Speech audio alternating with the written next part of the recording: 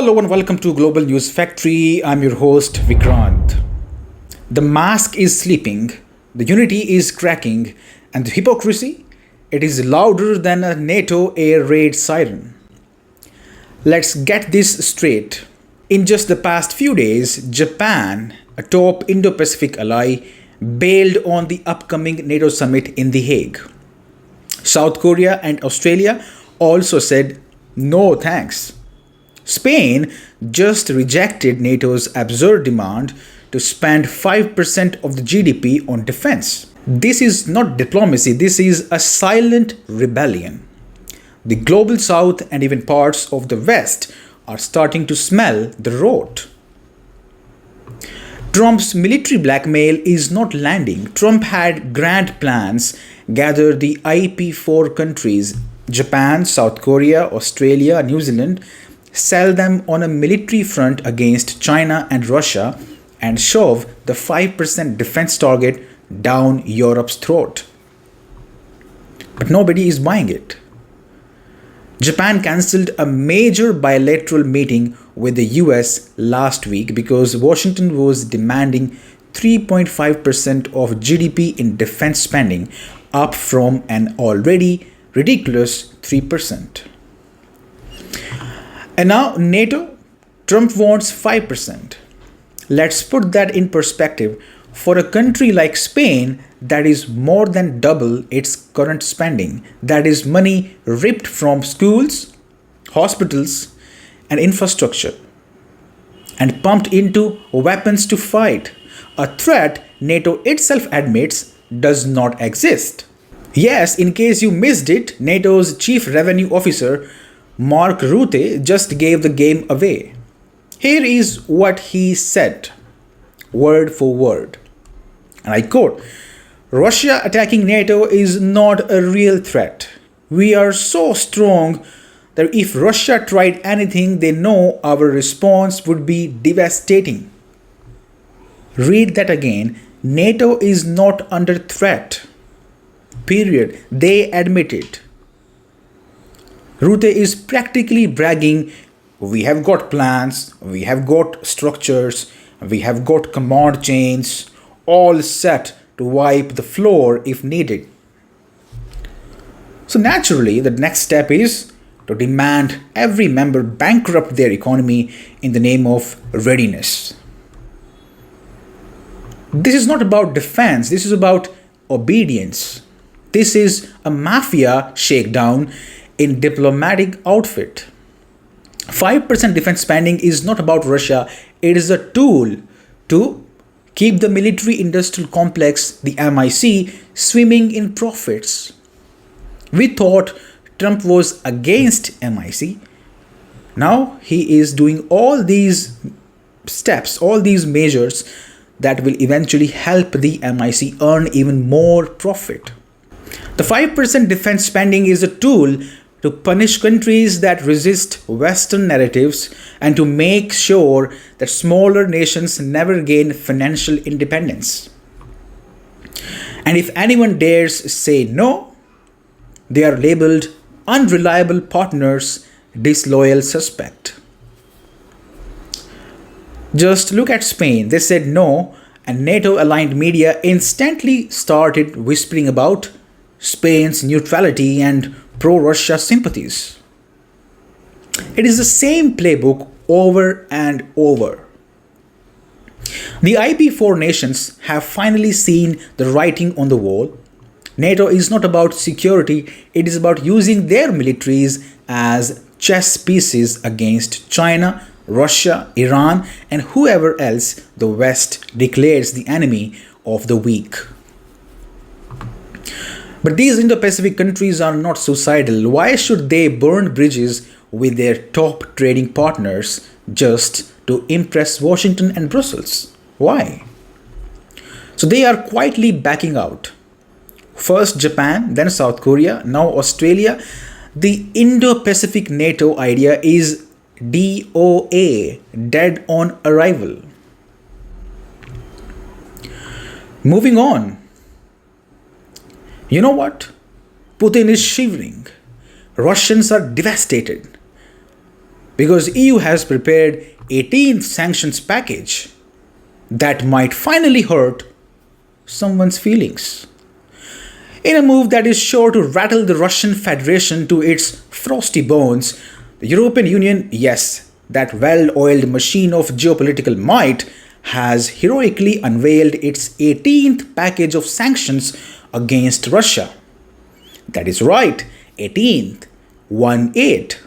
EU's crowned sanctions queen, Kaja Kallas, now parading as the EU's High Representative for Foreign Affairs and somewhat optional security policy, stood before cameras in Brussels on Monday and declared that Europe would be finalizing its latest package of anti-Russia rage by the end of the week.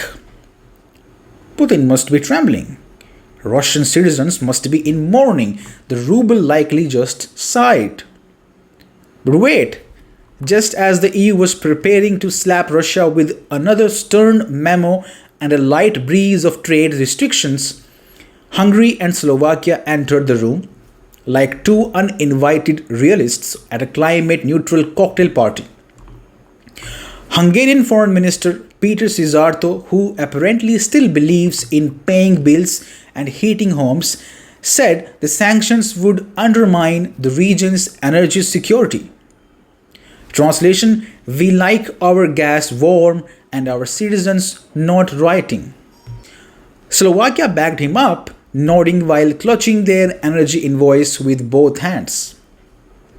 And just like that, the 18 sanctions package, the EU's diplomatic equivalent of a strongly worded tweet, hit the wall. Let's take a peek at what was inside this 18th wonder of bureaucratic warfare. A crackdown on Russia's shadow fleet of oil tankers. And we have more restrictions on Russia's defense sector and some financial wizardry to block transactions that Russia bypassed 2 sanctions packages ago. Meanwhile, in Moscow, looks like Kremlin held a vodka-fueled celebration, not because they are winning anything, but because they once again watched Europe try to look important and fail. One Russian official was overheard saying, 18th package, we are collecting them like Pokemon cards. At this point, it is less about hurting Russia and more about helping EU politicians feel useful. Sanction fatigue has set in. European citizens are wondering if this is a foreign policy or a long-running joke. Spoiler, it is both. Putin is not trembling, Russians are not weeping, but the EU, oh, it is marching proudly, head held high, chest puffed, all set to draft the 19th sanctions package that Hungary will also block. And now moving on to a new serious development. Russian investigators are claiming that the last year's horrific concert hall attack near Moscow, which killed over 140 civilians, was planned in the interest of Ukraine. The accused are members of ISIS-K, as we know, a non-terror faction. Now pause. Russia's investigative committee, the equivalent of the FBI, is saying this on record. Their spokesperson, Svetlana Petrenko, says the attack was meant to destabilize Russia politically and suspects were planning more strikes, including one in Dagestan. This is where things get murky. The question is, was Ukraine coordinating with ISIS-K? That is the uncomfortable elephant in the room. Because the moment Russia says Ukraine benefited from the attack, it may have been connected, it opens up a whole new can of geopolitical worms. Let's be clear, we are relying on Russian investigation here. If you do not trust Moscow, you have all the rights to say, hey, this report is fabricated and I don't trust this at all. Fine. But what if it is not fabricated? What if the line between Ukraine's intelligence assets and extremist mercenaries has blurred? What if proxy warfare, weapons trafficking, and desperation on the battlefield have led to this unholy alliance. Remember this, Ukraine is not new to shadowy partnerships. Western intel agencies themselves, from CIA to MI6, have acknowledged that they have trained, armed, and embedded support units inside Ukraine since 2014. Now, read that with reports that said some of the US weapons that were sent to Ukraine are now missing. The US Department of Defense's own watchdog released a report admitting what many suspected. Thousands of pieces of US military gear sent to Ukraine have not been properly tracked. They may have entered the black market. Rifles, launchers, drones, night vision equipment. There were also credible reports from journalists and intelligence sources alike that some of these weapons could have been listed on the dark web. ISIS-K operates in that world, we know that. They don't manufacture their own arms, they buy what is lying around. So, again, let's connect the dots. At GNF, we always do that. Weapons from the West sent to Ukraine, poorly tracked, flood the black market, may be used by ISIS to strike Russia, and Russia says that Ukraine benefits from it. It does not take a conspiracy theorist to raise eyebrows, just someone with a working memory and a decent sense of cause and effect. And what is worse, the same people pushing for more weapons to Ukraine are also the ones warning about rising terror threats in Europe and Russia. And that is it for today. Thanks for staying with me. You're watching Global News Factory.